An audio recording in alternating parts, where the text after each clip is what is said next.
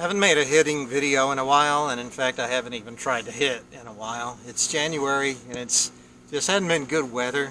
I have a pretty nice day today, so I don't have anything particularly new to show you, but a lot of viewers have kind of liked the discussion of the old school style from the Deadball era at smallballsuccess.com. So I have been continuing to rehearse these swings. As I was saying in a pitching video that I just did, I don't think that just swinging the bat indoors is a bad practice at all. I hear coaches question that or even say that it's bad for you because you're not hitting off of live pitching.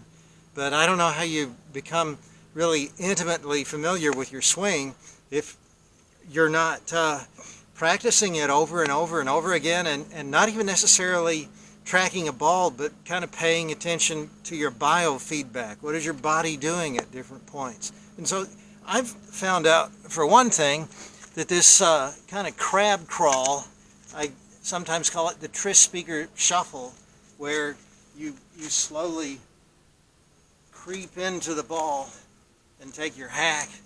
I don't like that as much as actually standing more upright and just using your bottom hand to drop the barrel and then lift it up right at the last moment, and that will catalyze a little hop forward, and that's very potent. You know, it's a strong load.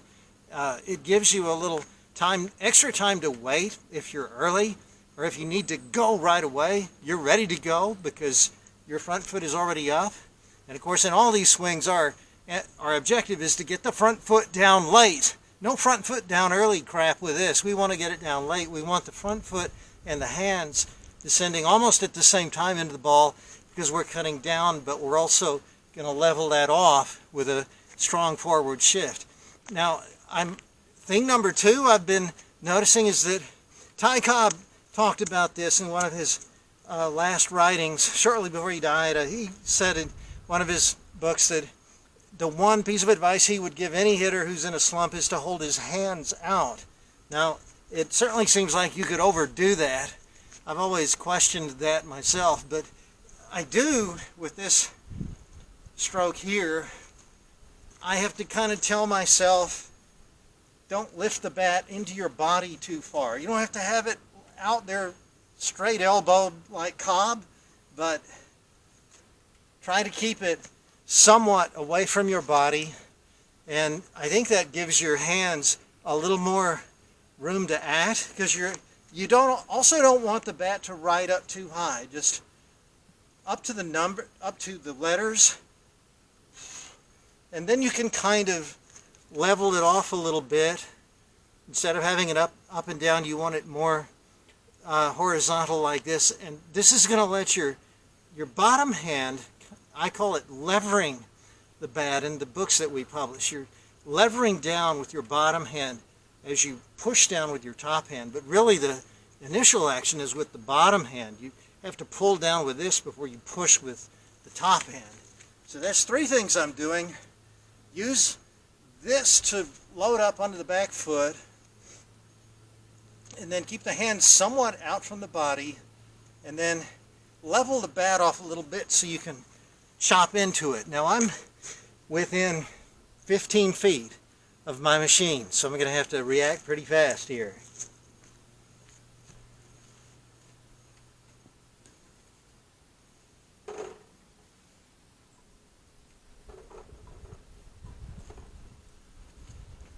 I just put a whole bunch of ammunition in there. I'm going to have my feet pretty close together.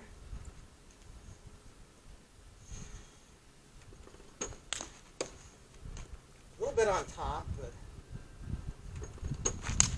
oh, that's a good line drive. It's probably going to be caught. That was slow. Okay, I'm going to throw in a little something with the front leg too. I should have mentioned that.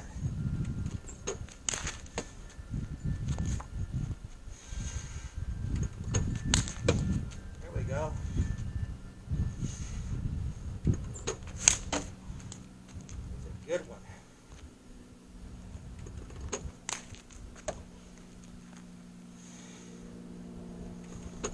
Ah! I think that's it. I had to make an adjustment on that last one and I messed myself up, but I wanted to set up a little farther back and go the other way more. So let me do a few more of these. And you know what? In that round, it suddenly occurred to me there was a fourth thing, and that's that I'm going to try to do something that in metal ropes and the other books, landing safeties, I really didn't want to do this. I talked about keeping the front leg stiff and straight, but I'm finding that if I actually, well, like a more contemporary hitter, if I do lift it a little bit and bend the knee in a little, I like what that does. I like the power that it gives me. Basically, I like this stroke, I guess. I like it better than the crab crawl because it does have more power. And I didn't miss very many of those. It's almost as reliable in terms of contact as the crab crawl.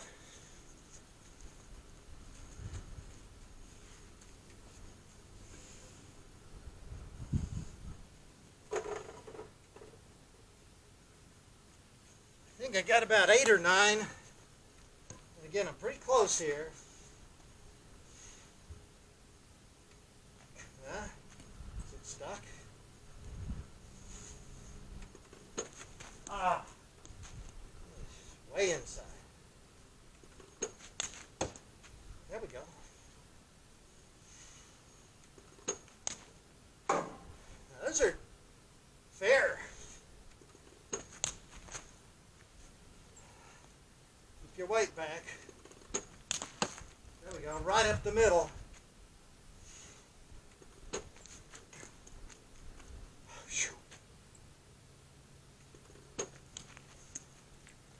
Off speed.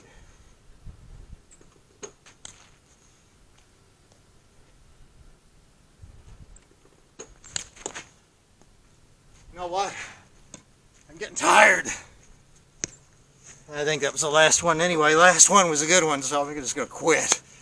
But you can keep working at your favorite swing, and you can find all kinds of little tweaks that you didn't know were there when you started. And for you guys, by the way, who somebody starts you on a new swing and you say, well, this just isn't me, it doesn't feel comfortable. Well, you're not trying on a new coat, not trying on new shoes. It may take you a while to find out if you can fit into the swing or not. The swing's job is not to fit you. If it's a good swing, then you will be able to fit into it. But you have to give it a few hundred reps before you can really get the feel of it. And then maybe a few thousand reps before you become really, really good at it. Now, you know, if it's not going to work, it's not going to work. It's just not, you're not getting any sense of comfort from it, then sure, let it go. But also, don't be too impatient. Give these things a chance. Okay? Good luck there.